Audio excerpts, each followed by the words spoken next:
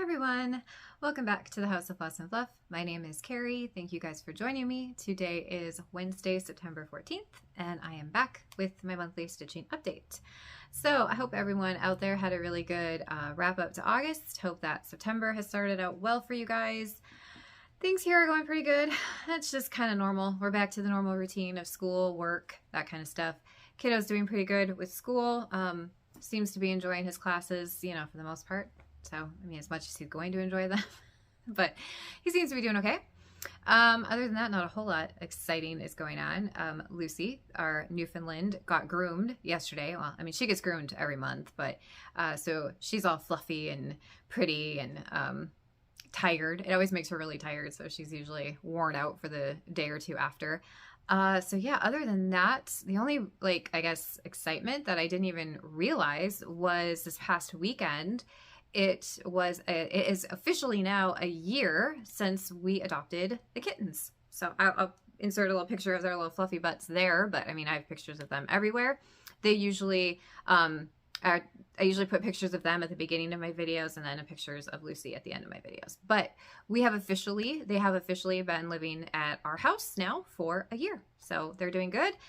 They've gotten big, and we did give them a little bit of wet food for kind of a celebration of their adoption day. So I just can't believe that was a year ago already. That went by really fast. But anyway, I will try to not ramble, and we're gonna dive into why you guys are here, and that is to see what I have been working on or stitching on this month. And I really don't have a ton. I've definitely worked on stuff, but I've been trying to get some stuff finished. I'm still working on some models for my shop and things like that. So, you know, not as much as I've probably shared in some videos, but more than maybe other videos. I don't know. And no haul in this video, so it's all good. Okay, so we're going to start with kind of where I kind of left off in my last video, which was with the August cross stitch camp. So if you're unfamiliar with cross stitch camp, it was started by Sherry, Colorado cross stitcher. I will of course include a link to her Flosstube, because if you want all the information about cross stitch camp, that is the place to go. There's also a Facebook group, cross stitch camp, and it does run year round, not just during the summer months. So it's a fun little group to be part of. So yeah, so basically it's, you know, runs for the 3 months in summer with the goal of starting a project at the beginning of the month and finishing it by the end of the month. And each month has different prompts to kind of help you narrow down projects. So for the month of August, the prompt was to stitch with something you've never stitched before, whether it's a new type of thread, different type of fabric, or a designer that was new to you. So for me, I chose a designer that was new to me. The designer was Blackwood Briar. They have a shop on Etsy, and I decided to stitch Witch House, which the last time I checked, this was available in their Etsy shop. And you guys, I tried so hard to get this done by 11:59 p.m. August 31st. Okay, I didn't stay up until 11:59 p.m. I'll be honest. But I failed. And I'm really bummed, because this is the first month I've done cross stitch camp now. This would be the 7th time that I've done it. So I did the 3 months last summer. I also did their winter camp, which was in February. And then I've done the 3 months this summer as well. So 7 separate months that I've done this. This was the first time I did not get it done in the month. However, I did go ahead and finish all of the stitching September 1st. So I was only 1 day late, and I do also have it fully finished. So I'll show you my witch house. So there it is. And I love it. It came out so cute. It just is, yeah, I'm really happy with how it turned out. I'm just bummed that I didn't get it done by August 31st, but I tried.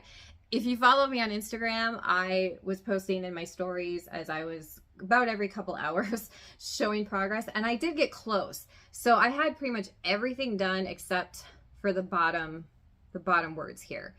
And it was going to be past my bedtime, and I had a bad feeling that even if I stayed up late, I still wasn't going to get it done. So I just went to bed because I was tired. But I stitched this on a 40 count even weave from Brandy at Be Stitch Me. I don't remember what the color name is. I think I mentioned it in my previous video.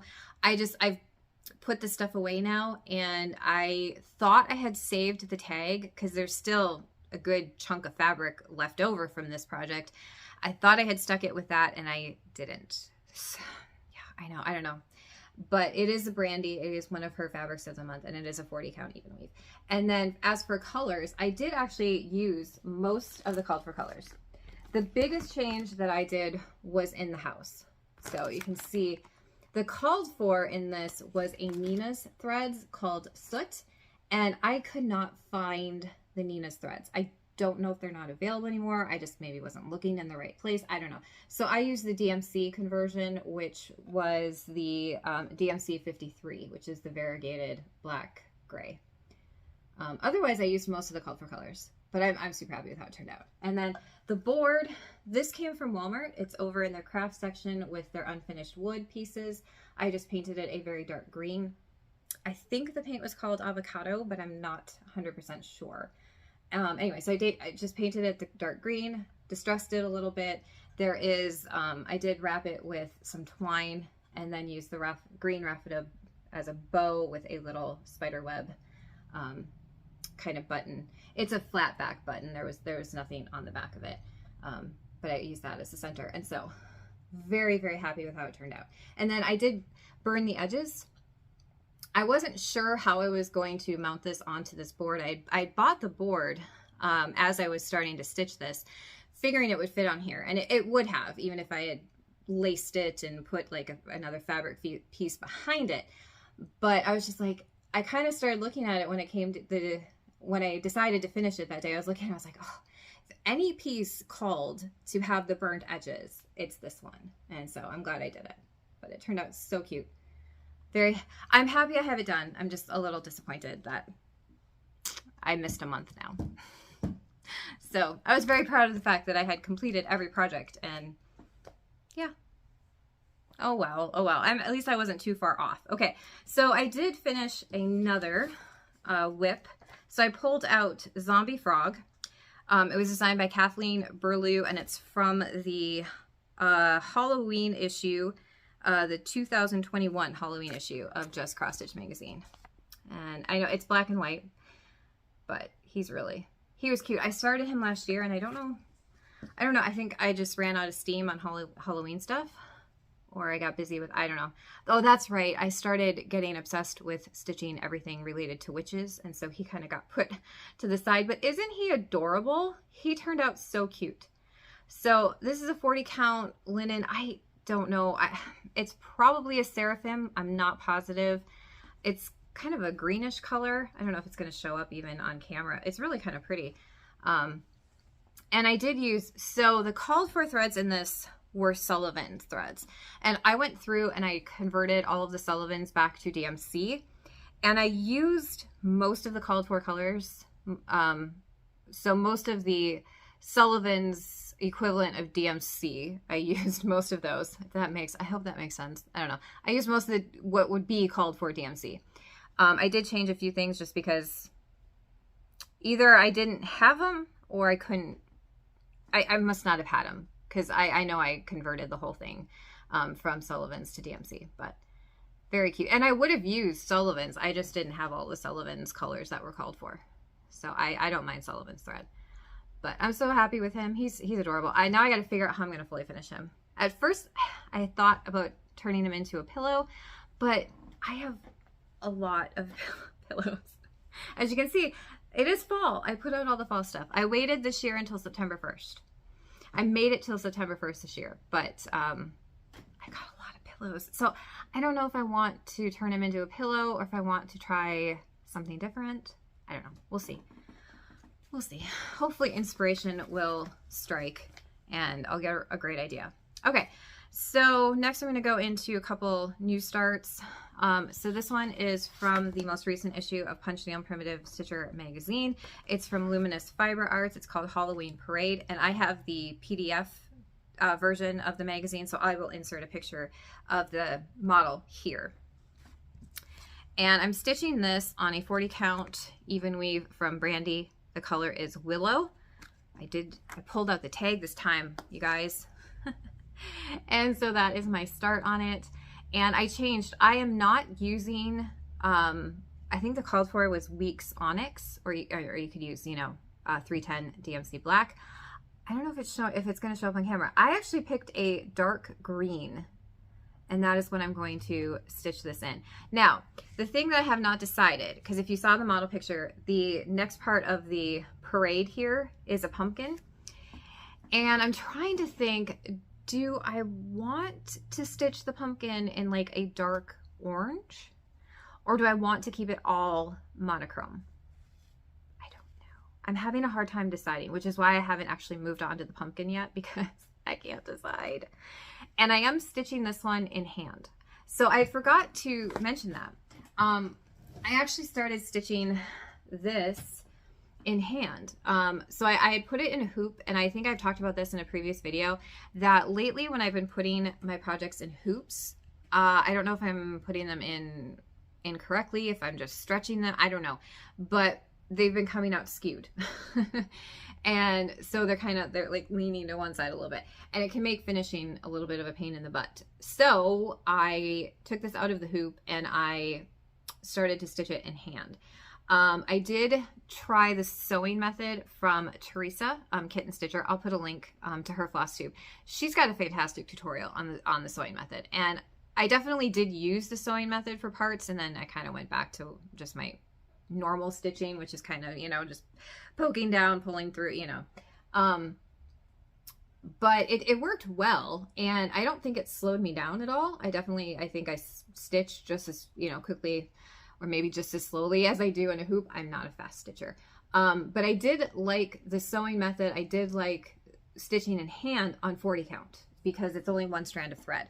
I find stitching in hand gets tricky for me when it's 2 strands of thread, because I railroad, and it would just get to be kind of too much. But I am stitching this one in hand as well, and it's going pretty good. And I think I got a fair bit done. I didn't really work on this a ton when I started it. So for one day's work, this was a fair bit. And then, oh, in case anyone, let me see if I can find. I remembered to pull out the name of the fabric. I didn't pull out the name of the floss. I think the reason I didn't pull out the name of the floss is because, unfortunately, Carrie's Creations is no longer, she no longer has a website, which sucks because I really like her threads. But this is called Mountain Sage. Like I said, it's a very dark green. It's a bummer that she doesn't have her website anymore, because I really liked her floss. But yeah, so I'm very pleased with this one. I've got to make a decision now.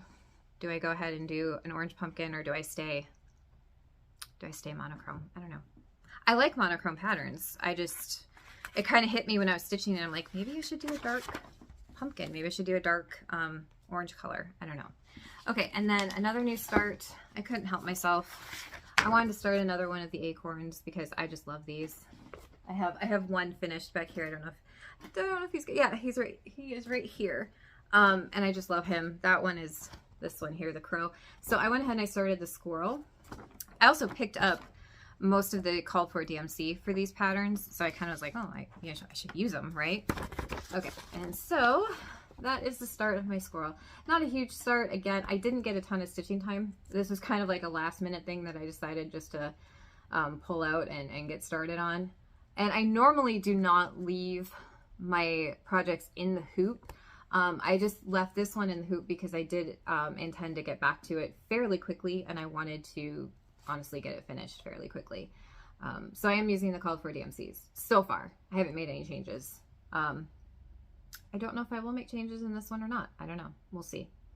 And this is just a 32 count, like cream colored linen. Probably got it from 123 Stitch. Might have gotten it from like a stash unload type deal at some point, but yeah, very cute. It's the same, and it's the same fabric that I stitched the other one on as well.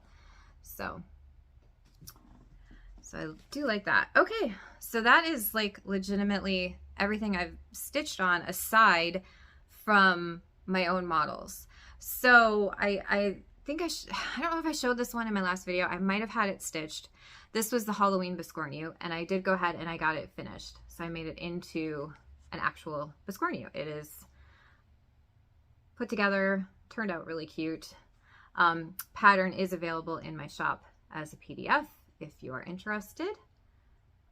Love that though. And it's just called Halloween Biscornu because yeah, I'm not very clever with names anymore. I've run out, like brain has shut off when it comes to trying to name these patterns. So this is the newest one. I just, it's finished. I just have to put it together.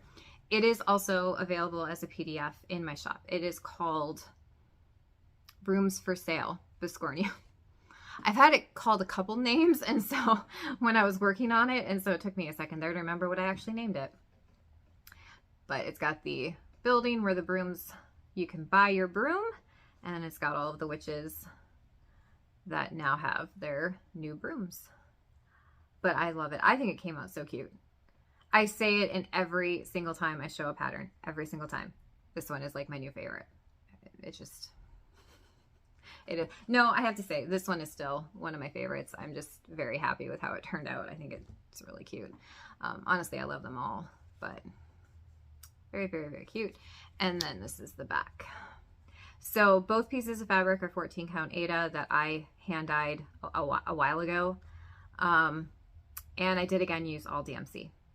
So, but I'm very pleased. Very pleased. I was thinking about maybe putting this one together and actually doing like a finish with me or a tutorial on how I put together biscornus. Not that I'm going to show you guys anything that I'm sure hasn't already been done. In fact, I know it's been done because I found the techniques that I use from other tutorials. So I'm kind of like, do I even bother? Because there's already fantastic tutorials out there. So I don't know. I'm still kind of debating about doing that. And I'm certainly not an expert when it comes to putting together biscornus.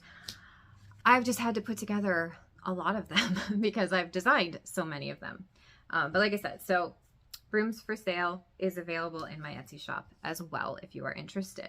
Okay, and then I am working on one last model for Halloween. I don't know if I'm going to design anything else like fall related, or I'm not sure yet. I kind of want to take a little bit of a break. I'm not going to lie. I believe when I get done with the one I'm currently working on, that will be 7 that I've designed and stitched, and I've designed 8. And yeah, I'm just kind of getting burnt out a little bit and would like to take a little bit of a break and kind of maybe focus energies on the winter, some winter stuff.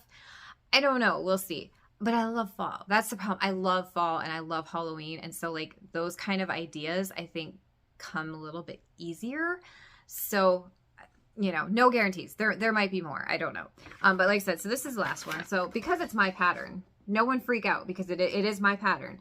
I can show. But it is called Witchy Neighborhood right now is what I have it called. And so it is going to be houses, some of the witch houses. And what I tried to do is for the dividers between each square, I tried to make it look like street signs. Again, I don't know. I haven't stitched it yet, so I don't know if it's going to come out looking the way I want it to. We'll see. So what this final here may not be the final product when I actually get it done. If I even get it done and like it, that's the other thing. This may never be seen again. I might be the only one. Well, obviously you guys have seen it now, but this may be the only glimpse of it because it may not turn out right. You never know. So the only difference I did here is instead of doing all DMC, I am stitching the boot house using the DMC Etoile. And so I did pull, this is what, 550, and so I did pull the DMC 550 as well, and it'll work. If you don't have the Etoile, you can certainly use the 550. But this is another 14 count Aida that I dyed myself a long time ago. So yeah, I'm very excited to get this one done. I think, you know, the street sign thing is kind of different, and so I'm hoping it turns out well and it looks good because I'm excited about it. So we'll see. So that's it. That's what I've worked on. You guys got a little glimpse of the newest design. I have not shown it anywhere else, so that's fun. I like sharing stuff like that. So yeah, that's it. Short video, which is awesome, which means hopefully it will upload quickly. because sometimes those longer videos take forever. But yeah, so I'm going to let you guys go. I hope that you have a fantastic wrap up to the month of September. I hope October will start out terrific and spooky and all the good things. And I will see you guys again later. Bye, everybody.